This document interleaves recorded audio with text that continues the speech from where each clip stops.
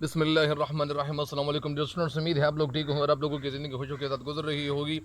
تو بڑھتے ہیں مزید اشعار کی تشریح کی طرف، اور آج کا شعر کیا ہے وہ شعر آپ کو سناتا ہوں، لیکن سب سے پہلے میرے چینل کو سبسکرائب ضرور کریں اور اس چینل کے لنکس کو بھی اپنے دوستوں کے ساتھ ضرور شیئر کریں۔ تو میں آج جو ایک بات آپ کو بتاتا ہوں وہ بات کچھ اس طرح سے ہے کہ ہمیں کامیابی ضرور ملے گی، اسی لیے آپ لوگ کر سکتے ہوں، یعنی جتنے بھی اسٹوڈنٹس ہیں وہ سارے کر سکتے ہیں، چاہے وہ اسٹوڈنٹس ہیں چاہے وہ لو لیول کے اسٹوڈنٹس ہیں۔ لو لیول کا مطلب یہ ہے کہ وہ مطلب ان کی تعلیم ابھی کم ہے، وہ لوگ جو یعنی ایجوکیشن حاصل کر رہے ہیں اور آگے بڑھ رہے ہیں، ان کو کرنا یہ چاہیے کہ وہ اسی طرح آگے اپنا سفر جاری رکھیں اور اپنی محنت وہ اپنی زندگی کا ایک مقصد بنائیں، اور انشاءاللہ کامیاب کو کمی نہیں ملے گی۔ آپ لوگ سرخرو ہوں گے، آپ لوگ کامیاب ہوں گے اور ضرور کامیاب ہوں گے۔ ایسا تو کبھی ہوا نہیں ہے، ایسا تو کبھی نہ ہو سکتا ہے کہ آپ لوگ کا محنت کر لیں اور آپ لوگوں کی محنت وہ رنگ نہ لائے۔ تو بڑھتے ہیں شعر کی تشریح کی طرف۔ محبت کے لیے دل ڈھونڈ کوئی ٹوٹنے والا، یہ وہ میں ہے جسے رکھتے ہیں نازک آبگینوں میں۔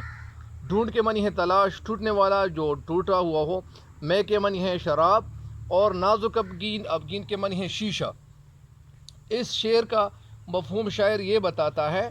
کیا بتاتا ہے اس شعر کا مفہوم شاعر بتانا یہ چاہتا ہے کہ عشق پیدا کرنے کے لیے کوئی ٹوٹنے والا دل تلاش کر، یہ وہ شراب ہے جو نازک شیشوں میں رکھی جاتی ہے، یعنی یہ وہ شراب ہے جو نازک شیشوں میں رکھی جاتی ہے۔ شاعر علامہ اقبال اس شعر میں انسان کو مخاطب ہو کر کہتے ہیں، بتانا چاہتے ہیں کہ انسان اگر تو حقیقی معنوں میں، اگر تو اصل معنی میں حضرت محمد صلی اللہ علیہ وسلم کا عاشق ہے، پرستار ہے، یعنی ان کے حوالے سے یہ بتا رہے ہیں۔ ایک مطلب تو ان کا یہ ہے کہ یہی خیال بیان کیا جا رہا ہے، یہی بتایا جا رہا ہے اور یہی خیال ان کے سامنے پیش کیا جا رہا ہے کہ عشق پیدا کرنے کے لیے کوئی ٹوٹنے والا دل تلاش کر، یہ وہ شراب ہے جو نازک شیشے میں رکھی جاتی ہے۔ اس سے مراد یہ ہے کہ اگر تو محبتی رسول صلی اللہ علیہ وسلم کی دولت حاصل کرنے کا خواہش مند ہے، آرزو مند ہے، تو پہلے اپنے دل میں سوز و گداز پیدا کر، تب یہ دولت تجھے حاصل ہو سکتی ہے۔ ایک تشریح تو یہ ہے، ساتھ ساتھ آپ اس شعر کی تشریح اپنے ذہن میں بیٹھانے کی کوشش کرتی جائیے۔ شاعر اس شعر میں کہنا یہ چاہتے ہیں، سمجھانا یہ چاہتے ہیں کہ اگر تو حقیقی معنوں میں حضرت محمد صلی اللہ علیہ وسلم کا عاشق اور پرستار ہے، ان کو دل و جان سے چاہتا ہے اور سچ مچ محبتی رسول صلی اللہ علیہ وسلم کی دولت حاصل کرنے کا خواہش مند ہے، آرزو مند ہے، تو پہلے اپنے دل میں سوز و گداز پیدا کر، اپنے دل میں درد پیدا کر۔ یعنی بہت سارے لوگ یہ کہتے ہیں کہ اسی طرح علماء سے بھی ہم نے سنا ہے کہ جب ایک انسان کسی کے ساتھ محبت کرتا ہے، یا اسی انسان دنیاوی جو زندگی کی جو محبت ہے، جب ایک دوسرے کے ساتھ محبت کی جاتی ہے تو وہ جس کے ساتھ محبت کی جاتی ہے تو ان کا چاہے اس کے گھر کا کتا کیوں نہ ہو، وہ ان کو پیارا لگے گا، ان کو اچھا لگے گا، ان کی وہ تعریف کرتا جائے گا۔ تو اسی طرح شعر کہنا یہ ہمیں یہ چاہتے ہیں کہ اگر آپ ہمارے آقا نامدار کے حبیب کردگار حضرت خاتم الانبیاء صلی اللہ علیہ وسلم کے ساتھ محبت کرتے ہو، محبت کرنا چاہتے ہو، یا ان کی محبت کا دل سے آرزومند ہو، خواہش مند ہو، تو تجھے چاہیے کہ پہل اپنے دل میں سوز و گداز پیدا کر، کیونکہ اگر کوئی ٹوٹا ہوا اور شکستہ دل ہی یہ منزل، یہ کامیابی حاصل کر سکتا ہے۔ یعنی پیغمبر خدا صلی اللہ علیہ وسلم سے عشق و محبت اور حقیقت ایسی شراب کی طرح ہے، یعنی ہمارے پیغمبر صلی اللہ علیہ وسلم کے ساتھ عشق و محبت وہ در حقیقت اس شراب کی طرح ہے جنہیں صرف اور صرف نازک شیشے میں رکھا جاتا ہے۔ مطلب اس سے یہ ہے کہ سخت دل میں حضور صلی اللہ علیہ وسلم کی محبت نہیں سمائی جاتی، اس کے لیے دل کا نرم و گداز ہونا ضروری ہے۔ اگر میں تھوڑا وہ تفصیل آپ لوگوں کو بتانا چاہوں، وہ تفصیل کچھ اس طرح سے ہے کہ بہت سارے ایسے موقعوں میں بہت سارے ایسے واقعات ہو گئے ہیں کہ انسان پھر وہ ششدر رہ جاتا ہے، حیران رہ جاتا ہے۔ ہم نے کرنا کیا چاہیے؟ ہمیں ایسا کرنا چاہیے کہ جب ہم حضور صلی اللہ علیہ وسلم کے ساتھ محبت کرتے ہیں تو سب سے پہلے اپنے دل کو وہ صاف کرنا چاہیے، دنیاوی محبتوں سے دل کو صاف کرنا چاہیے، اپنے دل میں محبت پیدا کرنے کے لیے یا حضور صلی اللہ علیہ وسلم کی جو محبت حاصل کرنے کے لیے ہم نے اپنی زندگی ان کے طریقوں کے مطابق گزارنی چاہیے۔ ہمیں اسی طرح جب ہم اللہ تعالیٰ کی محبت حاصل کرنا چاہتے ہیں، اسی طرح جب ہم اللہ تعالیٰ کی محبت حاصل حاصل کرنا چاہتے ہیں تو ہمیں سب سے پہلے حضور صلی اللہ علیہ وسلم کی محبت، ان کے مصنون طریقے، ان کے خوبصورت طریقے، ان کے مطابق ہمیں زندگی گزارنی چاہیے۔ جب ہم ان کے طریقوں پہ زندگی گزارنی شروع کریں گے تو اللہ تعالیٰ کے جو احکام ہیں ان کے مطابق زندگی گزارنی شروع کریں گے تو ہمیں اللہ تعالیٰ کی مدد ہمارے ساتھ ساتھ ہوگی، اور اسی طرح ہم کامیاب ہوں گے، نہ صرف اس دنیا میں بلکہ آخرت میں بھی۔ ایک بات میرے ذہن میں یہ بھی آئی ہوئی ہے کہ اس طرح بہت سارے علماء ایسے ہوتے ہیں کہ جب وہ وعظ کرتے ہیں، نصیحت کرتے ہیں، یا اسی طرح بہت سارے تبلیغی جو حضرات ہوتے ہیں تو ان کے دل کتنے نرم ہوتے ہیں۔ آپ نے دیکھا ہوگا کہ جب کوئی تبلیغی بھائی وہ کہیں جا رہا ہوتا ہے جن کی عمر زیادہ ہو چکی ہوتی ہے، اسی طرح بہت سارے علماء ایسے ہوتے ہیں۔ ایک دفعہ تو نہیں، میں کئی دفعہ طارق جمیل صاحب کے بیانات میں سن چکا ہوں اور دیکھ چکا ہوں، کیونکہ وہ ایک دفعہ ایک بیان وہ کر رہے تھے، بیان کے دوران میں انہوں نے کچھ ایسی بات بتا دی، کچھ ایسی بات عرض کی کہ ایک دفعہ ایسا تھا کہ وہ میرے خیال میں کوئی ایک شخصیت کے ساتھ وہ کہیں ملاقات کر رہے تھے۔ یہ طارق جمیل صاحب یہ واقعہ بیان کر رہے تھے کہ وہ ان کا شاید آنکھوں دیکھا حال ہو، تو وہ کہہ رہے تھے کہ ایک دفعہ میں کسی واعظ کے ساتھ میں گئے ہوا تھا، میں یہ واقعہ اپنی آنکھوں سے دیکھ چکا تھا کہ ایک شخص تھا اور وہ ان کو قابو میں، کنٹرول میں کرنا چاہیے تھا، ان کو دین کی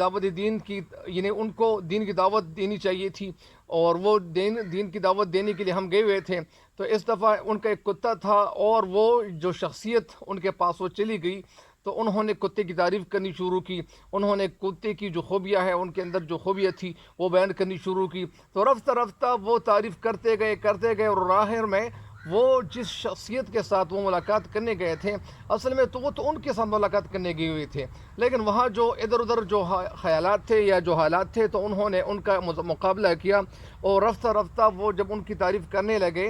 گئے تو اسی طرح اس شخصیت کے دل میں پھر کیا ہوئی، وہ بات بیٹھ گئی، اور انہوں نے پھر دین کے مقصد سے جب وہ چلے گئے تھے، تشریف لے گئے تھے، تو ان کا جو مرتبہ تھا یا اسی طرح وہ دین کی حیثیت سے وہ گئے ہوئے تھے، اور پھر اس شخصیت نے وہ بات مان ڈالی، یعنی انہوں نے وہ بات پھر مانی۔ اور ظاہری بات ہے کہ جب آپ کے دل میں کیا ہو، یعنی آپ کے دل میں کیا ہو، محبت ہو، اور آپ کے دل میں عاجزی ہو، عاجزی آپ کی باتوں سے ٹپکتی ہو، ظاہر ہوتی ہو، تو ظاہری بات ہے کہ کبھی آپ ناکام نہیں ہوں گے۔ اپنے دل میں وہ محبت پیدا کرنی چاہیے، اور وہ اس کے بہت سارے طریقے ہوتے ہیں، تو اسی وجہ سے طریقوں کے ساتھ اگر ہم بات کریں گے تو وہ کیا ہے، وہ ان کے دل میں گھر کرتی ہے، وہ ان کے دل میں وہ جگہ بناتی ہے۔ ہمیں ایسی باتیں وہ بتانی چاہیے، ایسی باتوں کا ہم نے یعنی استعمال کرنا ہے۔ تو اس شعر کی تشریح مکمل ہو گئی ہے، اگلے شعر کی تشریح کی طرف چلتا ہوں آپ لوگوں کو۔ نمایاں ہو کے دکھلا دے کبھی ان کو جمال اپنا،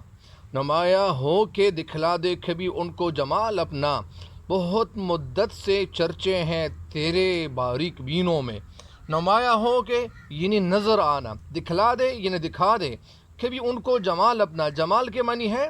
یعنی خوبصورتی، حسن، اپنا یعنی اپنا حسن، بہت مدت کے معنی ہے بہت زمانے سے، چرچے ہیں یعنی شہرت ہے، تیرے باریک بینوں میں، تیرے باریک بینوں میں۔ باریک بین کا مطلب وہ ہے جو یعنی باریک بین لوگ ہوتے ہیں، بین کے معنی ہے دیکھنا، وہ لوگ جو حکمت اور یعنی فلسفے کے وہ پیکر ہوتے ہیں۔ بہرحال اس شعر کا مطلب کیا ہے، اس کا جو آسان لفظ میں مطلب یہ ہے کہ اے دل، اس کا میں آپ کو مطلب سمجھاتا ہوں۔ اس کا جو آسان مطلب ہے وہ یہ ہے، شاعر اس شعر میں کہنا ہمیں کیا چاہتے ہیں کہ اے دل، بھلا تو بتا تو صحیح کہ دنیا کے حسینے میں کوئی ایسا حسین بھی ہے، کوئی حسین ایسا بھی ہے جس کے حسن کا عاشق خود ہی وہ سر سے پاؤں تک وہ حسن بن جائے۔ مطلب یہ کہ ایسا حسین رسول اللہ صلی اللہ علیہ وسلم کے سوا کوئی نہیں، کیونکہ حضور صلی اللہ علیہ وسلم ہی کے عشق میں فنا ہونے والوں کو یہ بلند مقام حاصل ہوتا ہے، یہ بلند مرتبہ ان کو حاصل ہوتا ہے کہ وہ سراپا حسن بن جاتے ہیں۔ اس کا ایک مطلب تو یہ ہے شاعر یا اسی طرح وہ جو بہت سارے لوگ ان کا جو مطالب لیتے ہیں یا ترجمہ کرتے ہیں یا تشریح کرتے ہیں، وضاحت بیان کرتے ہیں، تو اس کا ایک مطلب تو یہ بھی نکلتا ہے کہ اس کا مطلب یعنی یہ جو شاعر ہے انہوں نے یہ جو کیا وہ ان کی جو مطلب کیا ہے، ان کی جو توجہ ہے یا ان کے سامنے جو کیا ہے ان کے سامنے اصل میں اس شعر کے دو مطالب ہے۔ اس کا ایک مطلب تو یہ ہے کہ حضور صلی اللہ علیہ وسلم کی تعریف میں یہ شعر انہوں نے یعنی کہا ہوا ہے اور یہ شعر انہوں نے لکھا ہوا ہے۔ اس کا دوسرا مطلب یہ ہے کہ یہ شعر اللہ تعالیٰ کی طرف یعنی انہوں نے منسوب کی ہوئی ہے۔ اس شعر کا جو کیا ہے یعنی اس شعر کا جس طرح موضوع ہے وہ اللہ تعالیٰ ہے۔ تو اس میں دو مطالب یہاں میں آپ کے سامنے رکھ دیتا ہوں۔ پہلا مطلب آپ لوگ سنیں کہ اس کا پہلا مطلب کیا نکلتا ہے۔ شاعر علامہ اقبال رحمۃ اللہ علیہ اس شعر میں کہنا یہ چاہتے ہیں، ہمیں بتانا یہ چاہتے ہیں کہ علامہ اقبال رحمۃ اللہ علیہ کہتے ہیں کہ دنیا جہان کے فلسفی دانا بینا اور حکیم اور بہت سارے جو بڑے بڑے لوگ اپنے آپ کو کچھ کہتے ہیں، آپ صلی اللہ علیہ وسلم کی عظمت، بلندی اور مرتبے کے حوالے سے وہ بحث و مباحثے میں الجھے ہوئے ہیں اور وہ بحث و مباحثہ کر رہے ہیں۔ اس لیے اے محمد صلی اللہ علیہ وسلم، اے محبوب خدا صلی اللہ علیہ وسلم، کبھی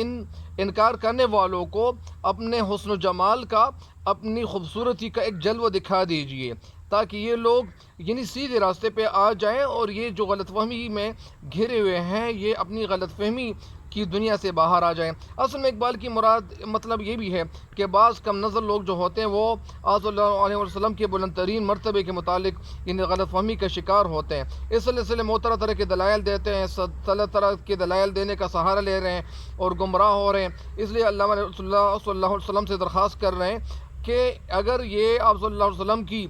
جو مرتبہ ہے یا جو عالی مرتبہ ہے یا ہستی کی جو جھلک ہے اگر تھوڑی دیر کے لیے مشاہدہ کر لے تو یہ لوگ کیا ہوں گے، یہ سیدھی راہ پہ آ جائیں گے اور یہ سیدھے راستے پہ چلنا شروع کریں گے۔ اس شعر کا ایک مطلب تو یہی ہے۔ اس شعر کا دوسرا مطلب یعنی کیا ہے، وہ دوسرا مطلب یعنی ان کا وہ شاعر کیا لیتے ہیں، اس کا دوسرا مطلب میں آپ کو سمجھا دیتا ہوں۔ اس کا دوسرا مطلب شاعر یہ کہتے ہیں، اس کا دوسرا مطلب وہ یہ بیان کرتے ہیں کہ اقبال اپنے محبوب رب سے اللہ تعالیٰ سے درخواست کرتے کہ اے محبوب حقیقی، تو کسی روز نمایاں ہو جا، سامنے آ جا تاکہ یہ لوگ کیا کرے، یہ لوگ تیرا نظارہ کرے اور دنیا والوں کو اپنا حسن و جمال دکھا اور اس دنیا والوں پہ یعنی اپنی اصلیت ظاہر کرو تاکہ لوگوں کو پتہ